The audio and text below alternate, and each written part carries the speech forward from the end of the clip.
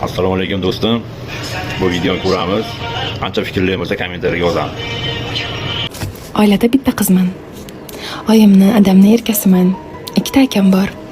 20 yoshimda turmushga chiqdim. 3 oy yashab ajrashib ketdim. Hozir esa bitta o'g'lim bor. Chunki ichimda farzand bo'lgan paytda ajrashib ketganman. Siz bilan o'z istoriyamni bo'lishmoqchiman. Charasapay deb bir 21 yoshdagi bir qizimiz, chiroyli asalchi qizimiz o'z istoriyasi bilan bo'lishib ketdi. Sizlarga shuni aytib bermoqchiman. U qiz hozir ajrashganiga juda ham quvonadi. Chunki uni farzandidan ota-onasi va uni o'zini biologik dadasi отказ bergan. Turmushga chiqdim deydi. Bir oy yaxshi yashab yurdik. Erim zo'r, prям yaxshi отношение qilib yurdi.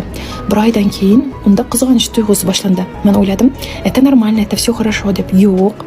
Bir dasturxonda o'tirib ovqat chayishmaydigan bo'ldik. Ovqatga kelgan paytda rosa urush chiqaradigan bo'ldi. Shapaloq yeyish "это нормально" deb o'yladim. Lekin hech qachon umrimda ota-onam o'stirib shu turmushga berguncha onadan kelib so'kish, shapaloq nima ekanligini, yomon so'z nima ekanligini eshitgan emasman.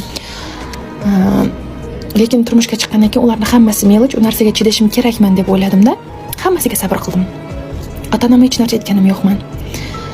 Aradan 2 oy o'tdi, homilador ekanligimni bildim. Erim, qon-yurtim, hech kim quvonmaydi bu narsaga. Hayron bo'laman.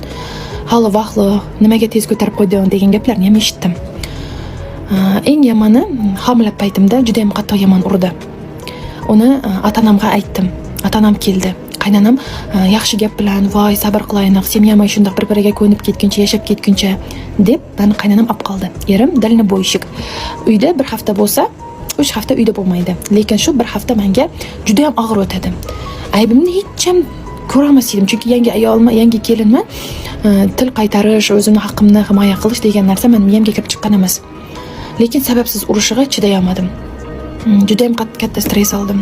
Eng yomoni shu homila paytimda urgani va ikkinchi marta shunaqa kaltak yegandan keyin uyda hech kim yo'q paytida ota-onamga telefon qildimda va meni olib ketishini so'radim. Chunki ota-onam kelsa, qaynonam bir hatlab ko'chaga chiqarmaydi. Umuman ko'chaga chiqqan emasman turmushga chiqib. Sayram oblasida, Sayramda bir Sayram chet joyiga turmushga chiqqan ekan. Turmushga chiqqan joyi juda ham badavlat, yaxshi pul topadigan semya ekan. Lekin kelinga kelganda hech qanaqa chiqin yo'q. Hech qanaqa chiqin ham talab qilmayman. Eng yomoni og'risam bolnitsiyaga ham olib bormaydi. Shuna qilib men ota-onam 3 oy bo'lgan paytda men uydan olib ketdi. Srazu ajrashib ketdik va men ota-onamning uyida turib o'g'limni dunyoga keltirdim. Ular hech qachon farzandimni izlamagan, men ham izlagan emas. Hech qanaqa aliment to'lamaydi ham. Ota-onam farzandimni boqib yotibdi. Lekin turmushdan keyingi stress juda ham og'ir ekan Charasapay, lekin ota-onamga ming rahmat aytaman. Meni